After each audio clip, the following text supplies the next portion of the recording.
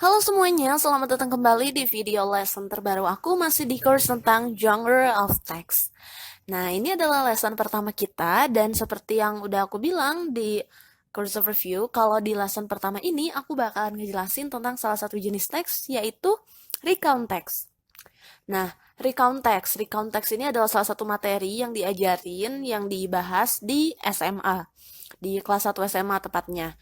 Dan ini biasanya teks yang apa ya, sering banget gitu kita temui. Bahkan sebenarnya di SMP pun kita udah kayak dikenalin semacam overview atau cuman introducing ke si recount text ini. Dan di SMA biasanya kita dilatih untuk bisa bikin recount text itu kayak gimana dan menganalisis generic structure juga language features dari recount text. Nah, by the way, kalian udah pada tahu belum sih recount text itu apa? Nah, recount text ini adalah salah satu jenis teks di mana Oke, kita bahas dulu ya, what is recount text. Jadi sebenarnya apa sih recount text itu? Karena recount text ini adalah salah satu jenis teks yang cukup familiar ya, kalau kita belajar bahasa Inggris. Nah, jadi recount text itu menurut definisinya adalah salah satu jenis teks yang isinya menceritakan kembali, retelling, sebuah kejadian yang telah terjadi di masa lalu. Jadi, intinya recount text ini adalah retelling past events. Jadi menceritakan kembali kejadian yang udah pernah terjadi di masa lalu. Retelling kuncinya di sini, retelling. Nah, jadi karena recount text ini sifatnya kayak retelling past event, makanya recount ini seringkali sumber idenya itu berasal dari pengalaman kita sendiri. Misalkan kejadian menyenangkan, such as kayak kita liburan ke suatu tempat, itu bisa jadi buat bahan recount kita. Dan biasanya itulah yang sering kita temuin kalau kita ngelihat contoh-contoh recount text. Ceritain pengalaman liburan, ceritain pengalaman jalan-jalan, dan lain-lain. Nah, jadi emang recount text itu yang kayak gitu. Nyeritain kayak liburan, atau enggak misalkan pengalaman menyenangkan kayak kamu jadi juara kelas, lulus ujian, dan lain-lain. Itu merupakan source of idea-nya dari si recount text ini. Jadi sebenarnya simple teksnya kayak cuma retelling pas event kita ke dalam sebuah cerita. Jadi kita kemas jadi cerita. Nah, nggak cuma pengalaman menyenangkan aja, bahkan bad thing kayak kejadian yang nggak menyenangkan kayak misalkan apa ya, kamu kehilangan suatu benda, misalkan terus tersesat, itu juga bisa jadi bahan ide dari recount text ini. Jadi bersumber dari pengalaman kita sendiri gitu, cerita bahan untuk bikin recount text ini. Nah, recount text sendiri ini ada beberapa tipe-tipenya nih. Types of recount text ada apa aja? First, ini ada personal recount, terus ada factual recount, dan ada juga imaginative recount. Nah, apa sih bedanya ketiganya ini? Personal recount ini adalah recount yang lebih ke kayak personal, kita menceritakan pengalaman pribadi penulis. Jadi pengalaman pribadi kita, kalau kita mau bikin kayak yang pengalaman liburan, terus juga pengalaman jadi juara kelas dan lain-lain, itu sebenarnya personal recount. Itu bisa dikategorikan sebagai personal recount. Nah, selanjutnya ada factual recount. Nah, kalau factual recount ini adalah jenis recount text yang biasanya isinya itu berupa fakta. Jadi, retelling pas event, tapi ini tuh lebih ke fakta. Nah, terus apa ini bohong? Enggak, ini juga sebenarnya fakta. Cuma ini tuh pengalamannya atau sumber idenya berasal dari personal. Kalau factual recount ini mungkin bisa aja orang lain. Tapi itu memang benar-benar fakta dan kejadian. Nah, sedangkan ada juga yang ketiga itu imaginative recount. Nah, kalau imaginative recount ini adalah jenis recount text yang biasanya isinya itu bersifat fiksi. Dan untuk menuliskannya itu dituliskannya sebagai kejadian yang terjadi di masa lalu gitu. Jadi sebenarnya nggak pernah terjadi kejadiannya itu, tapi si authorsnya ini, si writersnya ini, si penulisnya ini memutuskan untuk kayak membuat itu seolah-olah nyata, padahal sebenarnya nggak nyata.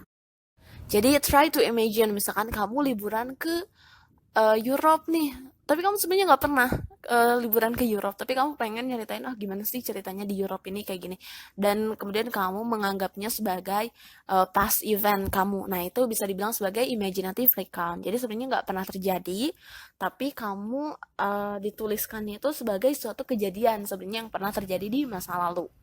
Nah, itu adalah imaginative recount. Nah, sekarang purpose. Apa sih purpose dari si recount text ini?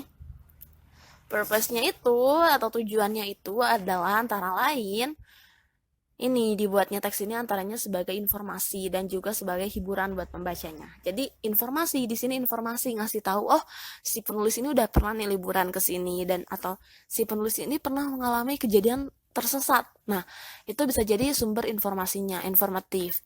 Ada juga ini apa sih? Menghibur.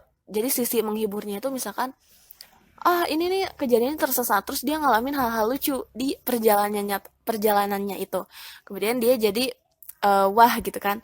Nah itu jadi bisa jadi sisi menghiburnya atau lebih ke entertaining. Nah itu adalah purpose of recount text. Selanjutnya ini ada generic structure-nya. Generic structure dari recount text ini ada banyak. Ada 3 ya. Yang pertama itu ada orientation, ada events, dan ada reorientation. Nah, aku bakalan jelasin ketiga-tiganya ini. Orientation. Jadi kalau misalkan kita bikin kayak maps, atau kayak misalkan kita bikin kayak timeline, ini timelinenya tuh kayak gini. Pertama itu orientation, terus ada events, terus ada reorientation. Nah, kita jelasin ya sama-sama. Nah, orientation. Orientation ini adalah bagian pembuka dari sebuah teks, recount text. Jadi orientation itu kayak openingnya, kan ada opening, ada isinya kayak gimana tuh udah closingnya. Nah si orientation ini adalah bagian openingnya karena di sini dijelasin informasi umum dari sebuah teks. Misalkan kayak ini tuh cerita tentang apa, tentang siapa, tentang di mana, dan gimana. Nah, ini dijelasin di orientation. Nah, selanjutnya dari orientation itu ada lagi events. Nah, kalau events ini adalah peristiwa-peristiwa yang ada dalam sebuah cerita. Jadi rangkaian peristiwa, rangkaian kejadian yang ada dalam cerita itu namanya events. Nah, dan yang terakhir adalah reorientation. Kalau reorientation ini adalah rangkumannya gitu, kayak peristiwa-peristiwa yang udah terjadi terus kesan. Nah itu salah satu yang bisa dimasukin di reorientation. Jadi ada 3 tahap ya dalam membuat recount text itu. Yang pertama ada orientation, ada events, dan ada reorientation. Nah sekarang coba kita lihat language features-nya. Language features atau apa aja sih yang harus ada, fitur kebahasaan yang harus ada dalam sebuah recount text. Nah, pertama, sebuah recount text itu pasti mengharuskan adanya simple past tense. Karena itu kan terjadinya di masa lalu. Suatu kejadian di masa lalu itu pasti diceritain dengan simple past tense, ya gak?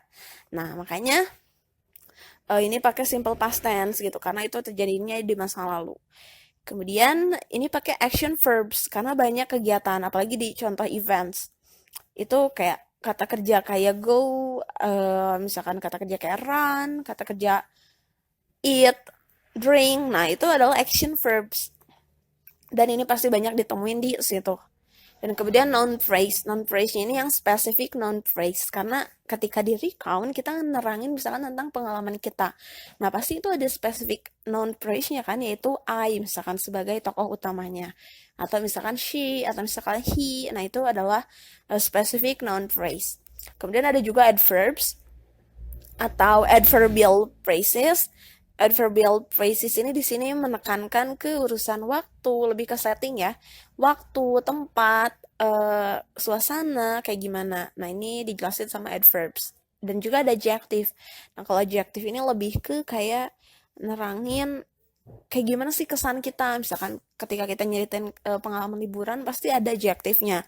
Misalkan it was amazing, it was good, it was nice, dan lain-lain. Nah, itu kan adjective ya. Kayaknya bakalan ada adjective dalam recount text ini. Dan yang terakhir itu adalah chronological connection. Nah, chronological connection itu adalah kata-kata atau some words yang menandakan kalau ini tuh kejadian itu dari sini pindah ke sini. Contohnya kayak apa? First, then, terus apa lagi ya? Second, next, kayak gitu. Nah, itu adalah beberapa jenis chronological connection. Jadi menunjukkan ada perpindahan waktu dan dihubungkan dengan kata-kata tersebut, signaling words-nya itu. Nah, itu adalah language features dari recount text. Next, ini ada example. Coba kita lihat example-nya ya. Example-nya ini adalah tentang liburan seseorang ya. Coba kita baca dulu. Last Sunday, our family went to Bandung.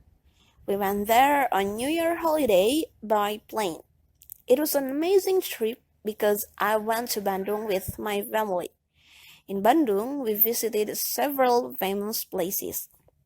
First, we went to a mountain located in North Bandung. Then we went to a zoo because my sister wanted to go there. And at night, we had a family dinner at Dago. It was a good holiday for me and my family, and I hope I could visit Bandung again very soon. Nah, ini adalah sebuah contoh dari recount text. Jadi di sini kalau kita analyze, kalau kita mau menganalisanya, kita bisa part jadi 3 bagian.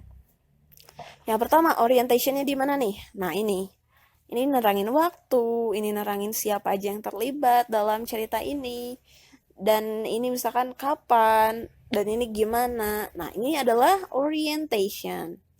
Nah, kemudian ada reorientation, event. Nah, event itu adalah ini.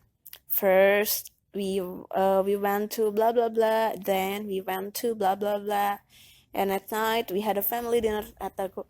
Nah, itu adalah event, menandakan kalau ada kejadian-kejadiannya apa aja sih yang dialami itu di Bandung. Kan di sini diceritain we visited several famous places. Nah, terus diceritain di eventnya apa aja. Dan yang terakhir adalah reorientation. Nah, kalau reorientation di sini itu menekankan ke kesannya. Apa sih yang dialami penulis? Nah, ini, it was a good holiday for me and family, bla bla bla. Nah, ini adalah reorientationnya. Nah, jadi kayak gitu. Ini contoh sampel recount text yang sangat simple dan sangat pendek gitu. Nah, tapi intinya kayak gitu, recount text itu bikinnya kayak gitu, general structure-nya apa aja, dan language features-nya ada apa aja. Tadi udah aku jelasin, dan semoga ini bisa dimengerti dan dipahami sama kalian. Sampai jumpa di video-video aku selanjutnya. See you next time, and goodbye.